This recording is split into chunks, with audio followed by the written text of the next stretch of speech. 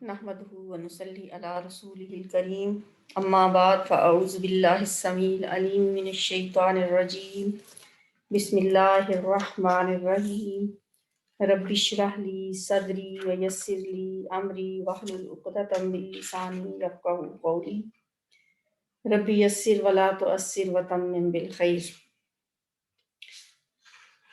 الحمدللہ ہم جی آج سورہ مائدہ کی آیت نمبر 6 سے 9 تک پڑھیں گے.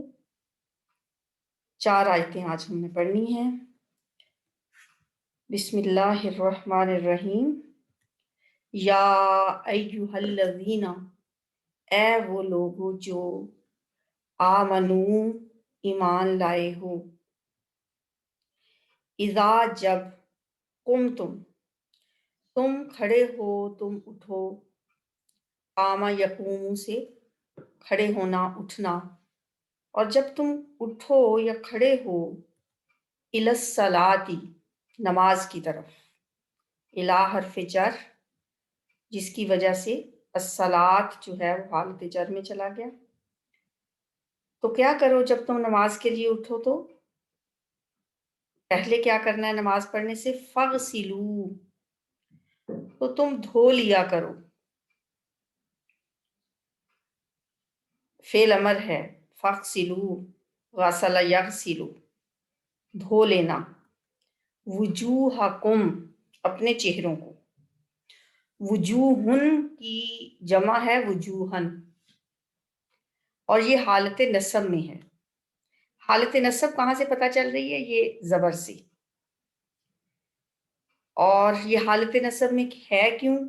کیونکہ یہ مفعول ہے.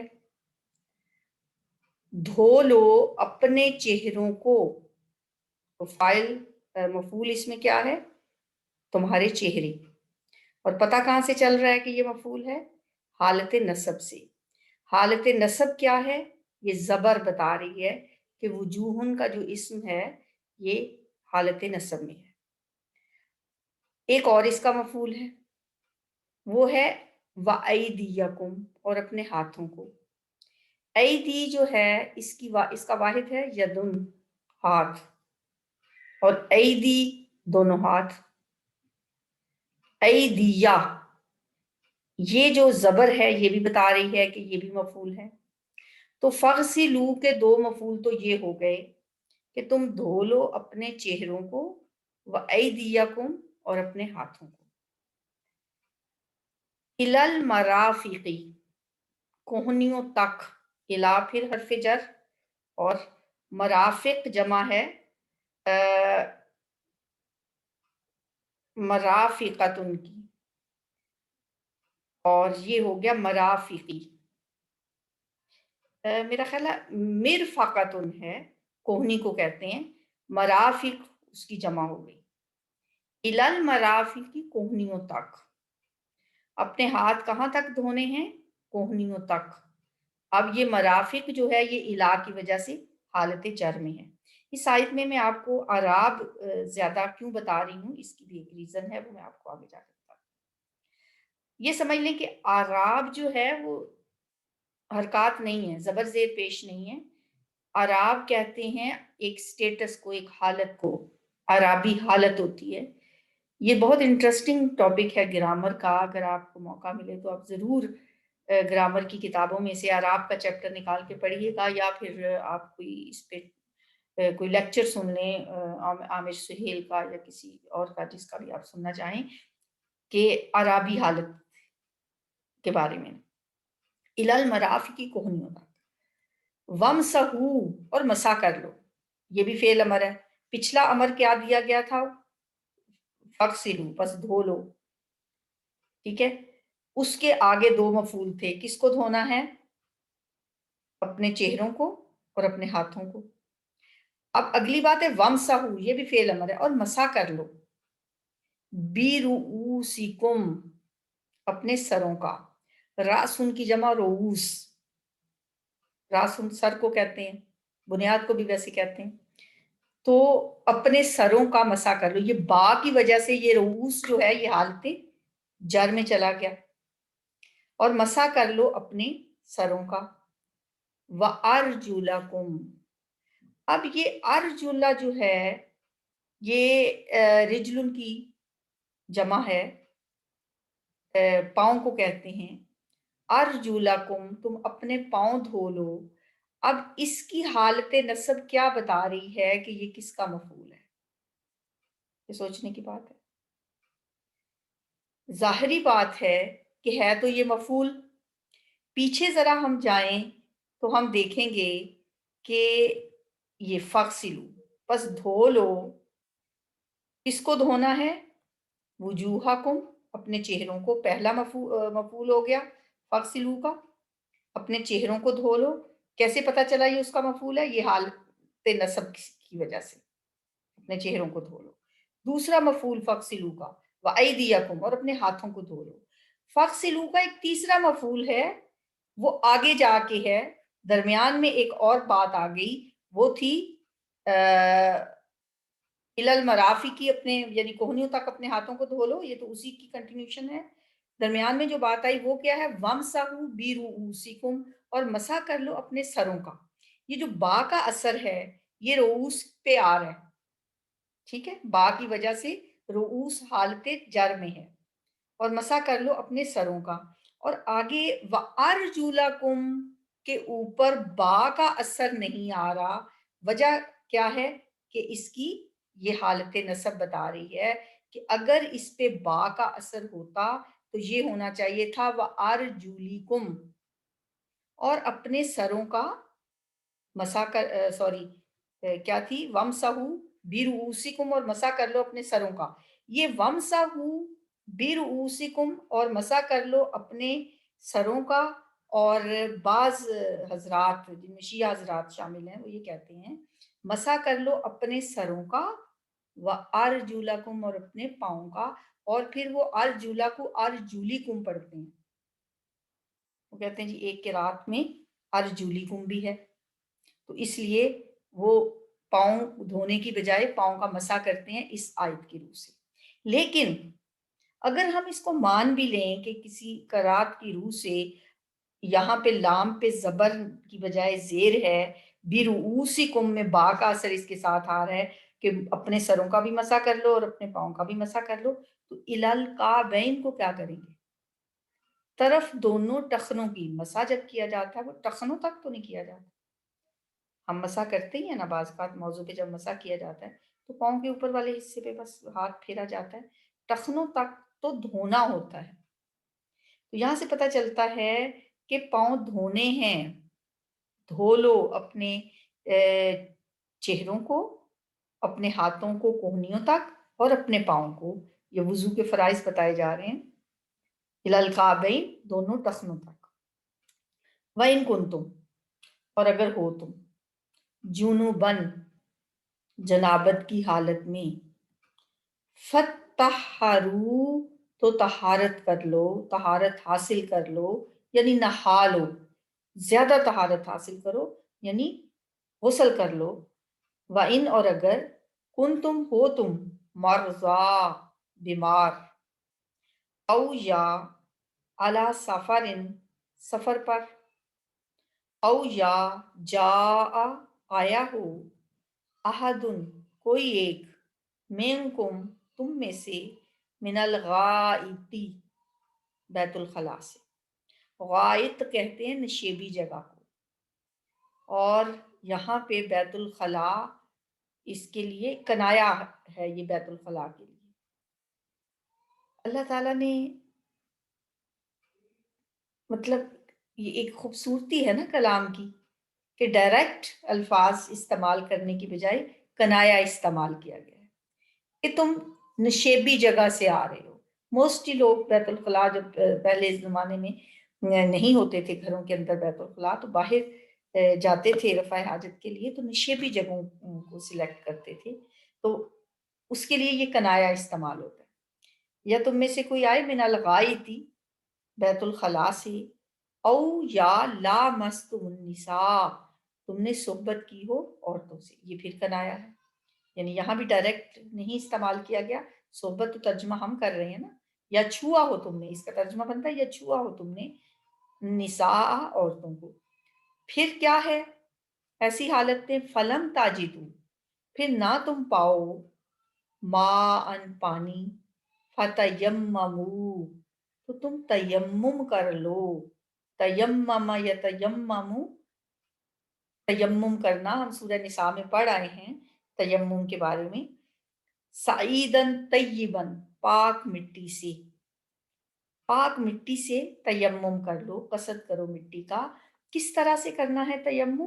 فمسحو، بس تم مسح کرو، بی وجوہکم، اپنے چہروں کا، باہر فجر ہے اس کی وجہ سے پھر وجوہ حال فجر میں ہے، وَأَيْدِيكُمْ، اور اپنے ہاتھوں کا، اپنے چہروں کا اور اپنے ہاتھوں کا مسح کرو، منہ، اس سے، یعنی اس مٹی سے، ما جو، ما نہیں، یرید چاہتا اللہ، ارادہ یرید ارادتن، چاہنا، نہیں چاہتا اللہ، لیجعل، کہ وہ ڈالے، لام تعلیل ہے کہ وہ ڈالے، جعل یجعل، ڈالنا، کرنا، بنانا، علیکم، تم پر، من حرج، کوئی تنگی، اللہ تم پہ کوئی تنگی ڈالنا نہیں چاہتا، ولیکن، اور لیکن، یریدو، وہ چاہتا ہے،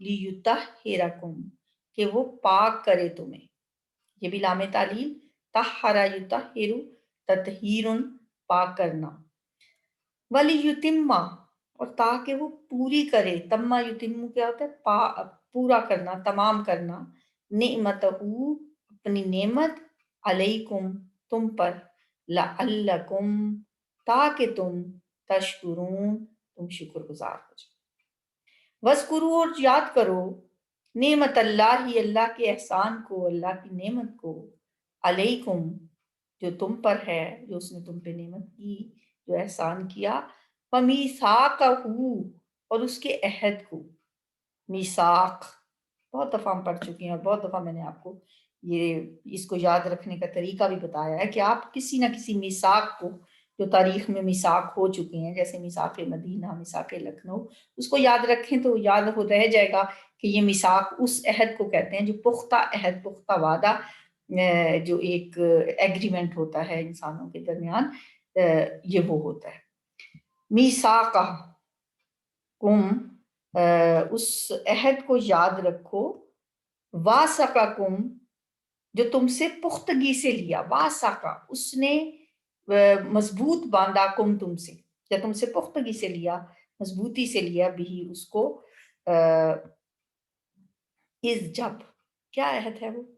قل، تم نے کہا، سمینا، ہم نے سن لیا، وَأَطَعْنَا، اور ہم نے مان لیا، وَاتَّقُوا اللَّهَ، اور اللہ سے ڈرو، ان اللہ، بے شک اللہ تعالی، علیم، خوب جاننے والا، فعیل کے وزن پہ، خوب جاننے والا ہے، بذات الصدور، سینوں کے بھید، سینوں کی باتیں، سینوں والی باتوں کو اللہ تعالیٰ خوب اچھی طرح سے جانتا ہے۔ یا ایھا الذین، اے وہ لوگو، آمنو، جو ایمان لائے ہو، کونو، تم ہو جاؤ، قوامین، قائم رہنے والے، للہ، اللہ کے لیے۔ اب دیکھیں قوامین کے ساتھ جب لام آیا تو مطلب اور ہے، پیچھے ہم نے پڑھا تھا للرجال، الرجال قوامون علی النساء، قوام کے بعد جب علی آیا تو مطلب اس کا اور تھا، یہ ہے قائم رہنے والے اللہ کے لیے، وہ تھا قوام ہے علی، اوپر عورتوں کے، قوام وہاں میننگ ہے قوام، حاکم، یہاں للہ، اللہ کے لیے، قوامین للہ، قائم رہنے والے اللہ کے لیے، شہداء، گواہی دینے والے، بالقسط، انصاف کے ساتھ، انصاف کی، ولا یجرمنکم، اور ہرگز نہ آمادہ کرے تمہیں، اب یہاں ہرگز کا مفہوم کدھر ہے؟ وہ تو ہوتا ہے لن تنالوا البر، ہرگز نہ تم پہنچو گے نیکی کو، تو لن من ہرگز نہیں، تو یہاں تو لا ہے، تو ہرگز کا مفہوم کدھر سے آیا؟ نون ثقیلہ سے، یہ نون ثقیلہ کون سا ہے؟ شد والا جو نون ہے. ولا یجری منکم، اور ہرگز نہ آمادہ کرے تمہیں شنآن قوم، کسی قوم کی دشمنی، کسی قوم کے ساتھ بغض، اللہ اس بات پر، اللہ کے نا، یہ اصل میں ہے ان اور لا. ان یہ کہ لا نا، تعدلو تم عدل کرو، اللہ تعدلو یہ کہ نہ تم عدل کرو، اس بات پہ تمہیں کسی قوم کی دشمنی اس طرف آمادہ نہ کر دے، اللہ تعدلو کہ تم عدل نہ کرو، ایدلو عدل کیا کرو، ہوا اقرب وہ زیادہ قریب ہے. وہ کیا؟ ہوا کی ضمیر کس کے لیے؟ عدل کے لیے. ہوا اقرب وہ زیادہ قریب ہے، اسم تفضیل ہے، یہ سپرلیٹو ڈگری ہے، زیادہ قریب، للتقوی تقوی کے. واتقوا اللہ اور ڈرو اللہ سے، ان اللہ بے شک اللہ تعالی خبیر بما تعملون خوب خبر رکھنے والا ہے. جیسے فعیل کا وزن ہے، خبیر خوب باخبر ہے، بما اس سے جو تعملون تم عمل کرتے ہو. وعد اللہ وعدہ کیا ہے اللہ نے، وعدہ یعیدو وعدہ اس نے وعدہ کیا، فعل ماضی صیغہ واحد مذکر فاعل. وعد اللہ وعدہ کیا ہے اللہ نے، الذین ان لوگوں سے، آمنو جو ایمان لائے، وعملوا اور انہوں نے اعمال کیے. عمل یعمل ہوتا ہے عمل کرنا، عملہ اس نے عمل کیا، یعمل عمل کرتا ہے، عمل عمل کرنا. وعملوا اور انہوں نے عمل کیے، الصالحات نیک، لہم ان کے لیے، مغفرت مغفرت ہے، بخشش ہے، واجر عظیم اور اجر عظیم ہے، ان کے لیے مغفرت ہے اور اجر عظیم ہے. چلیں جی ان آیات کو دیکھتے ہیں ایک دفعہ پھر. یا ایھا الذین آمنوا اذا قمتم الی الصلاۃ فاغسلوا وجوہکم، اے ایمان والو جب تم نماز کے لیے کھڑے ہوا کرو تو اپنے منہ اور اپنے ہاتھ کونیوں تک دھو لیا کرو اور اپنے سروں کا مسح کر لیا کرو، اور اپنے پاؤں کو دونوں ٹخنوں تک دھو لیا کرو ٹخنوں سمیت، وارجلکم اور اپنے پاؤں الی الکعبین ٹخنوں تک. یہاں سے لے کے یہ وہاں تک یہ جو آیت ہے اس میں وضو کے فرائض بتائے گئے. وضو کے 4 فرائض ہیں، چاروں باتیں ہیں اس میں. سب سے پہلے اب ہاتھ دھونا اور چہرے کو دھونا، پاؤں کو دھونا، سر کا مسح کرنا. ہاتھ دھونے ہیں الی المرافق کوہنیوں تک، تو اس میں بازو بھی آ گئے. تو یہ 4 چیزیں ہیں، پاؤں دھونا، چہرہ دھونا، ہاتھ اور بازو دھونا اور سروں کا مسح کرنا. یہ تو ہیں فرائض.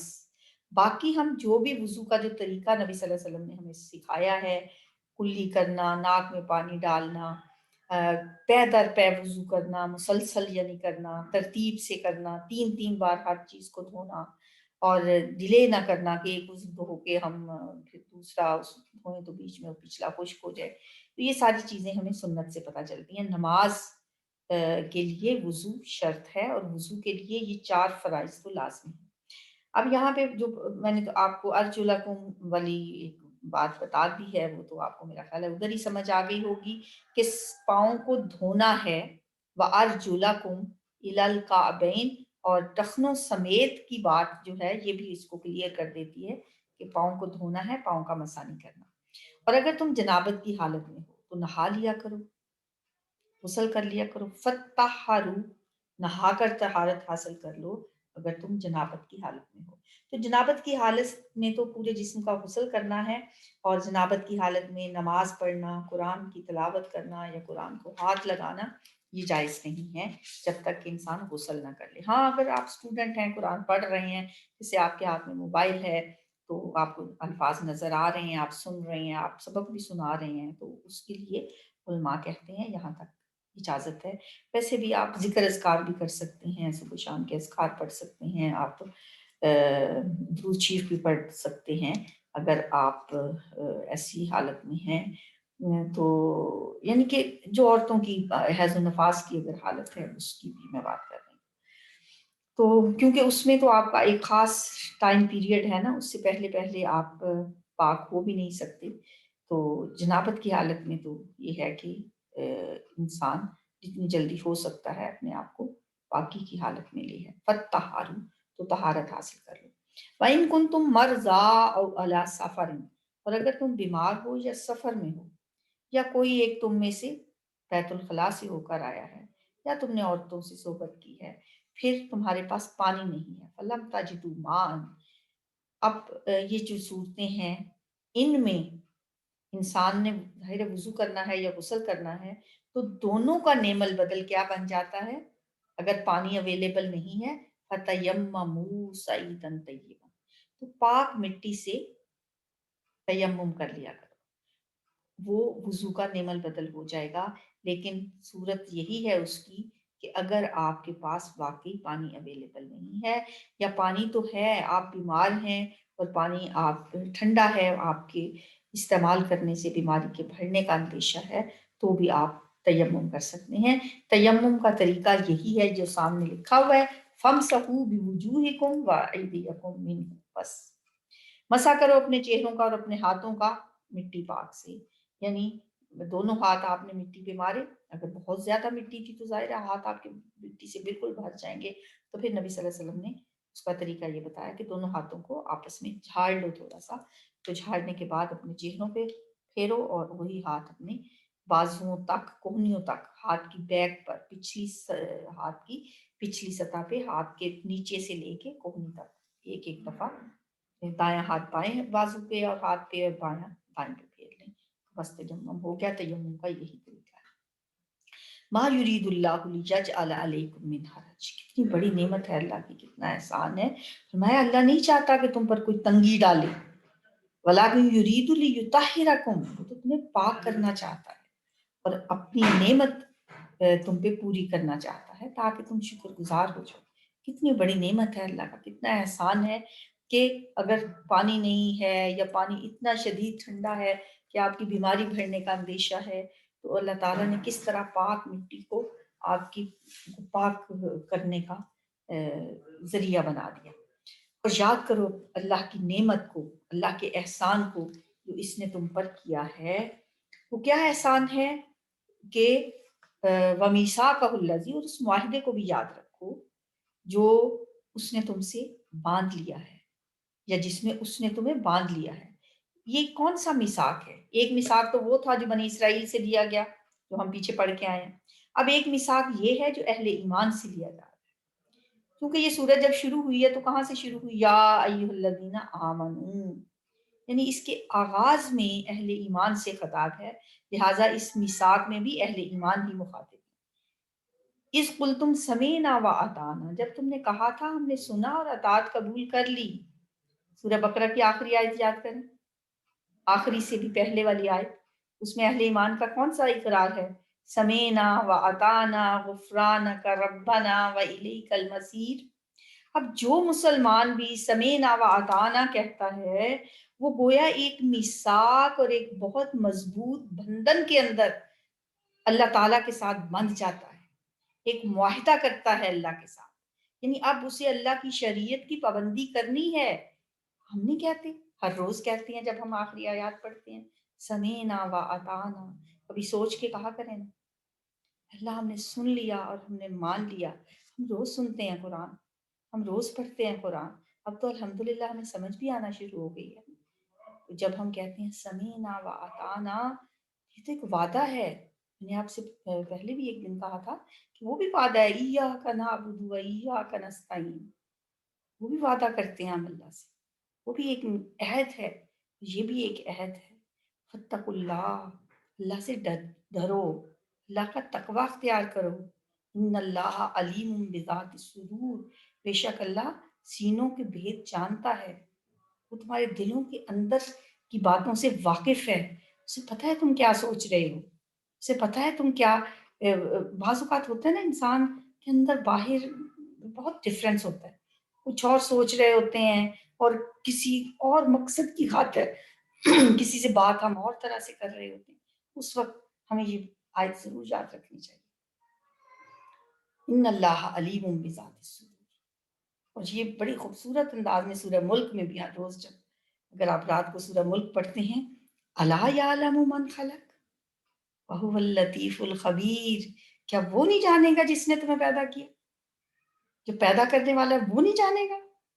الا یعلم من خلق وہو اللطیف الخبیر، وہ تو لطیف ہے، باریک بین دیکھنے والا ہے، وہ خبیر ہے، ہر چیز کو جانتا ہے۔ بس یہ چیز اگر ہر وقت ہمارے پیش نظر رہے، کوئی غلطی نہ کریں ہم، کوئی گناہ سرزد نہ ہو ہم سے، کبھی نافرمانی نہ کریں اللہ کی، بس یہ ہمیں ہر وقت یہ بات ذہن میں رہنی چاہیے کہ اللہ جانتا ہے جو کچھ ہم کرتے ہیں۔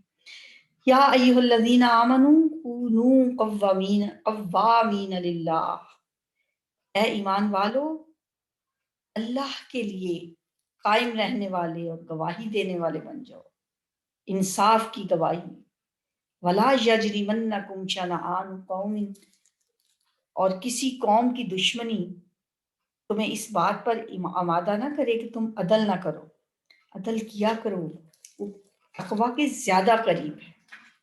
ان اللہ خبیر بما تعملون، بے شک اللہ تعالیٰ خبردار ہے، خوب جاننے والا ہے جو تم عمل کرتے۔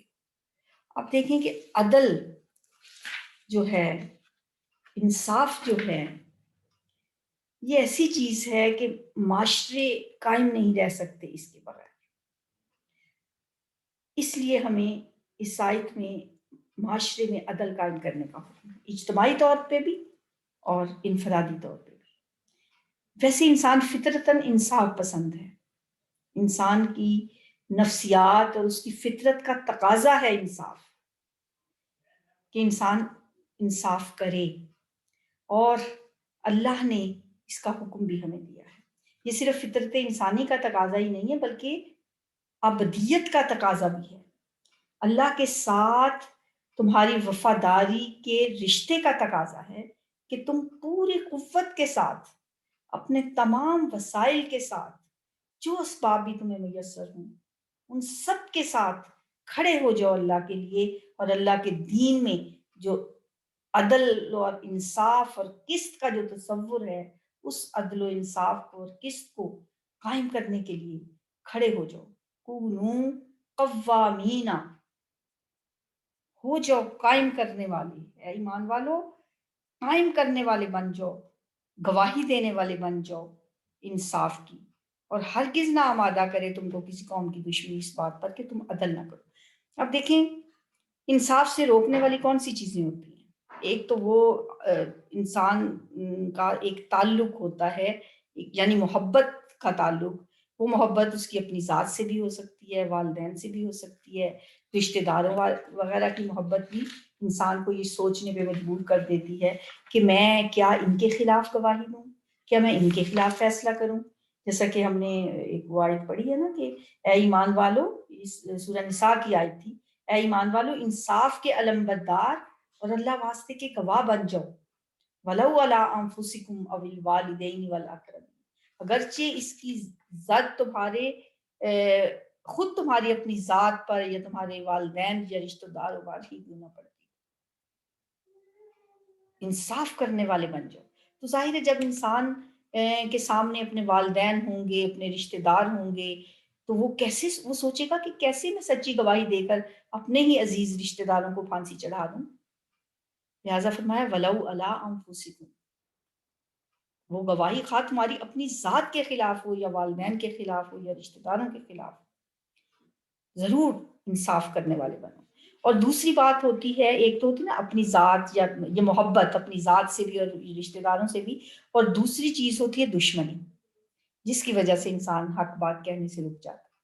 وہ سوچتا ہے کہ بات تو صحیح ہے، حق ہے، مگر ہے تو یہ میرا دشمن، لہٰذا اپنے دشمن کے حق میں کیسے وہ فیصلہ دے دے۔ اس آیت میں ان دونوں چیزوں کا ذکر ہوا ہے، وَلَا يَجْرِمَنَّكُمْ شَنَآنُ قَوْمٍ عَلَىٰ أَلَّا تَعْدِلُوا، یعنی بلکہ وہ پچھلی آیت میں تھا والدین اور رشتہ داروں اور اپنی ذات کی بات، اور یہاں پہ ہے کہ کسی قوم کی دشمنی بھی تمہیں اس بات پہ آمادہ نہ کرے کہ تم عدل نہ کرو، اعدلو، عدل کرو، وَأَقْرَبُ لِلتَّقْوَىٰ، تقویٰ کے زیادہ قریب ہے۔ اب ہر معاملے میں ضروری نہیں ہے کہ عدالتی ہی عدل کی بات ہو، گھروں کے اندر بھی بعض اوقات ہم بات ایسی کر جاتے ہیں جو عدل کے خلاف ہوتی ہے۔ وَاتَّقُوا اللَّهَ، اللہ سے ڈر جاؤ، اللہ کا تقویٰ اختیار کرو۔ اب تقویٰ کا لفظ ہم کتنی دفعہ پڑھتے ہیں، متقی ہونے کی بات کتنی دفعہ کرتے ہیں؟ تو متقی ہونا، تقویٰ جو ہے، ان باتوں سے پتہ چلتا ہے۔ یہاں آ کے ہم اپنا جائزہ لے لیا کریں کہ میرا تقویٰ کا لیول کیا ہے۔ فَاتَّقُوا اللَّهَ إِنَّ اللَّهَ خَبِيرٌ بِمَا تَعْمَلُونَ، جو تم عمل کر رہے ہو بعض اوقات تم خود بھی شاید اس سے اتنا نہیں جانتے جتنا اللہ جانتا ہے۔ خبیر، فعیل کے وزن پہ، وہ خوب باخبر ہے۔ وعد اللہ الذین آمنوا وعملوا الصالحات لہم مغفرۃ واجر عظیم، اللہ نے وعدہ کیا ہے ان لوگوں سے جو ایمان لائے اور عمل صالح کیے۔ کس چیز کا وعدہ؟ لہم مغفرۃ واجر عظیم، ان کے لیے مغفرت ہے اور اجر عظیم ہے۔ کیسا خوبصورت وعدہ ہے، اور کام بھی چھوٹا نہیں ہے۔ آمنوا وعملوا الصالحات، اکیلا ایمان نہیں اور اکیلا عمل صالح بھی نہیں، ہم تو بس ایمان لا کے عمل صالح کو بھولے بیٹھے ہیں۔ کچھ لوگ دنیا میں ایسے بھی پائے جاتے ہیں جو عمل صالح تو کرتے ہیں لیکن ان کے پاس ایمان نہیں ہے۔ دونوں چیزیں لازم و ملزوم ہیں، اور قرآن میں متعدد بار آمنوا وعملوا الصالحات ہمیشہ اکٹھا آیا۔ سورہ عصر میں اللہ نے قسم کھا کے فرمایا والعصر ان الانسان لفی خسر، تاکید پر تاکید، تاکید پر تاکید، زمانے کی قسم، انسان ضرور بضرور خسارے میں ہے۔ بے شک، بے شک انسان لفی خسر، لازمی طور پہ خسارے میں ہے۔ الا الذین آمنوا وعملوا الصالحات، یہی دو باتیں وہاں بھی فرمائی۔ کون بچ سکتا ہے اس خسارے سے؟ جو یہی دو کام کرے، ایمان لانے کے بعد عمل صالح، پہلے ایمان پھر عمل صالح۔ نبی صلی اللہ علیہ وسلم نے فرمایا قل آمنت باللہ ثم استقم، کہو میں اللہ پہ ایمان لایا، بس پھر جم جاؤ اس پہ۔ اس پہ جمنا کیا ہے؟ استقامت کیا ہے؟ کہ کوئی بات اللہ کی مرضی کے خلاف نہ ہونے پائے۔ یہ ہے عمل صالح، نیک کام، اچھے کام، اللہ کی رضا کے کام، جو اللہ نے حکم دیا ہے وہ کام۔ وعملوا الصالحات، پھر وہ بھی تمہاری نہ قدری نہیں کرے گا۔ لہم مغفرۃ واجر عظیم، ان کے لیے اللہ کی مغفرت ہے۔ مغفرت کیا ہے بھائی؟ اللہ جس کو مغفرت کا سرٹیفکیٹ دے دے کہ جاؤ میں نے تمہیں معاف کیا، میں تم سے راضی ہو گیا، اس سے تو اللہ راضی ہو گیا نا۔ جسے اللہ نے بخش دیا، جسے معاف ہی کر دیا، اسے تو اللہ کی رضا مل گئی، اور جسے اللہ کی رضا مل جائے پھر اس کے لیے اجر عظیم تو ہے۔ لہم مغفرۃ واجر عظیم، میں سمجھتی ہوں کہ یہ ہم صرف اپنے اعمال سے نہیں حاصل کر سکتے۔ آمنوا وعملوا الصالحات کرنے کے ساتھ ساتھ ہمیں اللہ سے دعا بھی کرنی چاہیے۔ دعا بہت ضروری ہے، کیونکہ ہم زبانی کلامی ایمان تو لے آتے ہیں، عمل صالح میں ہم ڈنڈی مار جاتے ہیں۔ اس لیے ہمیں اللہ سے دعا کرنی چاہیے، اللہ کی رضا کی دعا، کہ اللہ ہم سے راضی ہو جائے، اللہ ہمیں بس معاف کر دے، بخش دے، مغفرت دے دے ہمیں، اللہ ہمیں رضا مل جائے، جنت مل جائے۔ اللہم انی اسألک رضوانک والجنہ واعوذ برحمتک من النار، یا اللہ ہم تجھ سے جنت کا سوال کرتے ہیں، تیری رضا کا سوال کرتے ہیں، اور ہم پناہ مانگتے ہیں جہنم سے تیری رحمت کے ساتھ۔ اللہ کی رحمت کے بغیر ہمیں کچھ حاصل نہیں کر سکتے، اس لیے اللہ سے اس کی رحمت، اس کا فضل مانگنا چاہیے۔ ان آیات کی تلاوت سنتے ہیں۔ يا أيها الذين آمنوا إذا قمتم إلى الصلاة فاغسلوا وجوهكم وأيديكم إلى المرافق وامسحوا برؤوسكم وأرجلكم إلى الكعبين وإن كنتم جنبا فاطهروا وإن كنتم مرضى أو على سفر أو جاء أحد منكم من